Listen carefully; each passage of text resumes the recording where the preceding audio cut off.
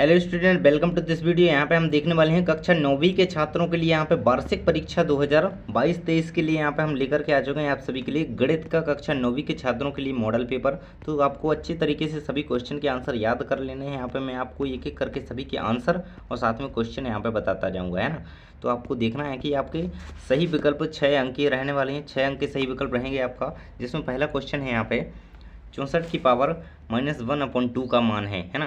तो यहाँ पे आपसे तो इसका आंसर आपका ऑप्शन नंबर बी 1/8 हो जाएगा, है ना। चलिए आगे बढ़ते हैं। सेकंड क्वेश्चन है आपका बहुपद x² - x - 6 के शून्यक हैं, है ना। तो इसको हम जब इस बहुपद को सॉल्व करेंगे, इसके शून्यक निकालेंगे, तो यहाँ पे 3 - 2 आपका ऑप्शन नंबर ए आंसर आ जाएगा, है ना। ऑप्शन नंबर ए आपका बिल्कुल सही आंसर होगा, याद रखिएगा। अगला क्वेश्चन है आपका बिंदु -2 - 3 किस चतुर्थांश में स्थित होंगे। तो माइनस माइनस किस चतुर्थांश में होता है, तो यहाँ पे तृतीय चतुर्थांश में आपका ये यहाँ पे होंगे। माइनस माइनस तृतीय में होते हैं, है ना। फर्स्ट में प्लस प्लस होते हैं, इस प्रकार से आपको याद रखना है। माइनस माइनस जो है तृतीय, यहाँ पे सी ऑप्शन सही रहेगा आपका। अगला क्वेश्चन, यदि एक दर्जन केले का मूल्य 60 रुपये है तो 6 केलों का मूल्य क्या होगा, है ना। एक दर्जन जो केले हैं 60 रुपये में आ रहे हैं, तो एक दर्जन में कितने केले होते हैं, 12 होते हैं, है ना। तो वो 60 रुपये में आ रहे हैं और 12 के आधे यानी कि 6 केले कितने के आएंगे, केलों का मूल्य होगा, तो यहाँ पे 30 रुपये बिल्कुल आपका सही आंसर हो जाएगा, बी नंबर वाला ऑप्शन। अगला क्वेश्चन है वे दो कोण जिनका योग 180 डिग्री हो कहलाते हैं। तो यहाँ पे वो संपूरक कोण कहलाते हैं जिनका योग 180 अंश होता है, यहाँ पे संपूरक कोण कहलाते हैं। आंसर याद रखेंगे, 180 अंश जिनका योग होता है जिन कोणों का, उन्हें संपूरक कोण कहते हैं। अगला क्वेश्चन है समकोण त्रिभुज में सबसे बड़ी भुजा होती है। तो समकोण त्रिभुज में जो सबसे बड़ी भुजा होती है वो कर्ण होती है ना। तो समकोण त्रिभुज कुछ इस प्रकार से होता है ना। तो ये यहाँ पे कर्ण जो होती है, ये भुजा आपकी कर्ण होती है, और ये यहाँ पे सबसे लंबी भुजा होती है, सबसे बड़ी भुजा होती है, ये आधार होता है और ये आपका लंब होता है ना। तो इस प्रकार से आपकी कर्ण है वो सबसे बड़ी भुजा होती है ना, इस प्रकार से। आगे हमारी रिक्त स्थान स्टार्ट होती हैं। 6 अंक के रिक्त स्थान आपसे पूछे जाने हैं। इसमें पहला है आपका क्वेश्चन, रैखिक समीकरण ax + by + c = 0 का आलेख एक खाली स्थान रेखा होती है। तो यहाँ पे आपका सही आंसर हो जाएगा सरल रेखा, है ना, बराबर 0। यहाँ पे x + by + c का यहाँ पे सरल रेखा, सरल आंसर आपको यहाँ पे भरना है, रेखा लिखा हुआ है, सरल रेखा होती है ना। अगला क्वेश्चन है एक समांतर चतुर्भुज में सम्मुख भुजाएं खाली स्थान होती हैं। तो एक समांतर चतुर्भुज में सम्मुख भुजाएं जो होती हैं बराबर होती हैं, है ना, बराबर होती हैं एक समांतर चतुर्भुज में सम्मुख भुजाएं। अगला क्वेश्चन है 3 घात वाले बहुपद को खालिस्तान बहुपद कहा जाता है। तो 3 घात वाले बहुपद को त्रिघाती बहुपद कहा जाता है। त्रिघात आप आंसर लिख देंगे त्रिघात, या त्रिघाती भी लिख सकते हैं, त्रिघाती बहुपद।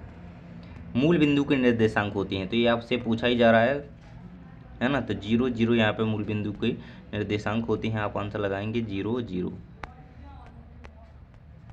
अगला क्वेश्चन है भिन्न 1/4 का दशमलव रूप होगा। तो यहाँ पे 0.25 यहाँ पे दशमलव रूप होगा भिन्न 1/4 का। अगला क्वेश्चन है बहुपद 3x + 2 का शून्यक है। तो -2/3 यहाँ पे बिल्कुल सही आंसर हो जाता है आपका इसका शून्यक, -2/3 यहाँ पे आंसर रहेगा। आगे सही जोड़ियाँ हम देख लेते हैं। यहाँ पे सही जोड़ियाँ बनाइए, है ना। इस प्रकार से आपकी दी गई हैं 6 अंक की सही जोड़ियाँ हैं आपकी, देख पा रहे होंगे आप, है ना। तो मैं यहाँ पे मिला देता हूँ 0.45 + 0.25 को यहाँ पे आपको जोड़ना है, तो कितना आएगा, है 0.70, है ना। आपकी ऑप्शन नंबर ये डी से मिल जाती है इसकी। इस प्रकार से यहाँ पे इसका सही आंसर हो जाएगा -306/9, है ना। इसको सरल करेंगे -34, ऑप्शन नंबर ए वाले की तरफ जाएगी। अगला क्वेश्चन है आपका -4 × -2.5। आप देख पा रहे होंगे थर्ड वाली की, यहाँ पे आपका आंसर हो जाएगा 10।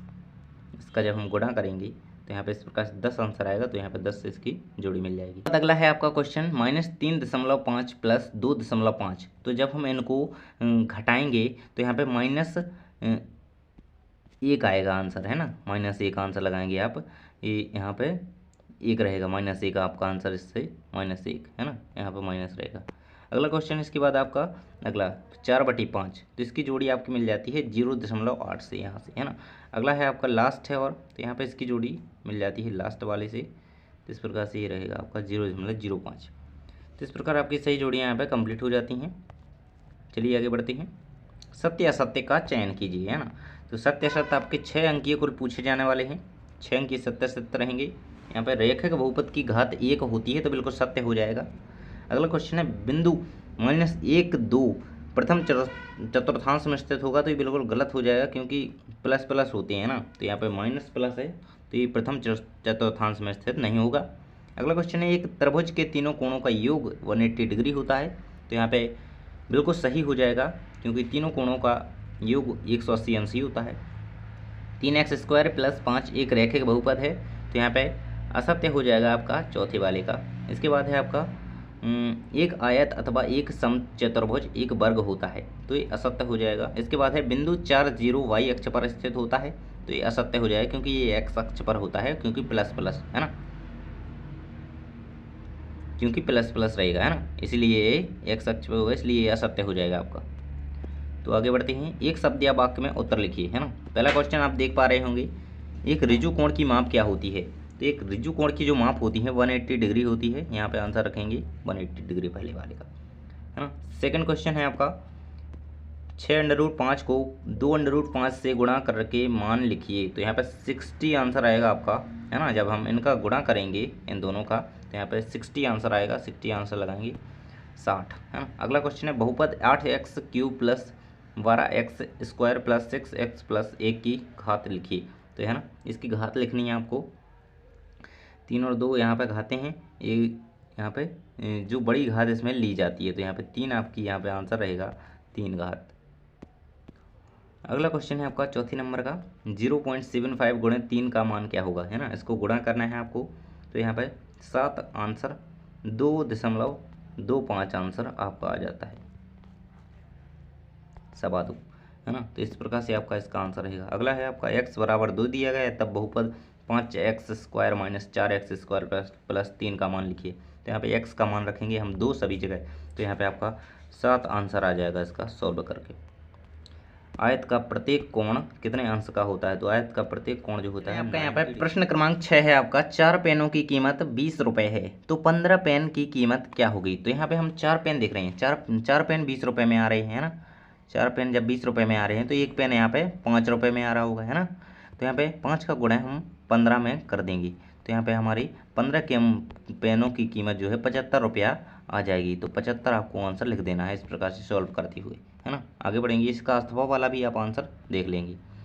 तो यहाँ पे आपके सभी आगे जो क्वेश्चन हैं आप देखते जाइए, देखिए, है ना। के का मान आपसे पूछा जा रहा है, समांतर रेखाखंड आपसे परिभाषा पूछी गई है इनकी। इस प्रकार से आपके सभी क्वेश्चन जो हैं यहाँ पे इस प्रकार से बनेंगे, और सभी के आपको अच्छी तरीके से इनको हल कर लेना है। देखिए, परिमेय संख्या ज्ञात करने के लिए आपको दे रहा है, हर का परिमेयकरण जरूर कर लीजिएगा, सरल करने के लिए भी देगा आपको। तो इस प्रकार से आपको यहाँ तक के सभी क्वेश्चन के आंसर हम आपको जल्दी ही वीडियो में प्रोवाइड कराएंगे। थैंक्स फॉर वॉचिंग, मिलते हैं अगली वीडियो में।